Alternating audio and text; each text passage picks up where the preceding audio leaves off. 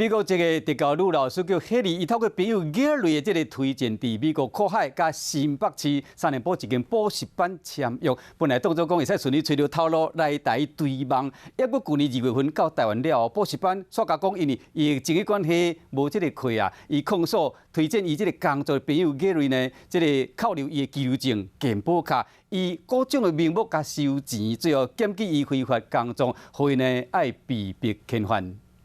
签了约以后都没有给他任何工作，然后也没有付他钱，但是还跟他索取这个健保费，这部分是比较大的一个争议。你要去任何地方都要跟他报备，要经过他的同意，然后有时候会口头上的骚扰他，跟他讲一些比较关于说这位Miss Harry 的一些身体部位。 Harry 呢控诉讲，这个 Gary 唔但扣留伊的证件，佮对有言语甲肢体这个性骚扰。要么 Gary 讲啊，一直拢有请这个 Harry 去补习班报道，要么伊讲地点伤远，无想要去，竟也无收租金以外各种费用。两人讲法无共款，因为这个 Harry 共款被认定是非法工作，所以讲将面临被遣返的命运。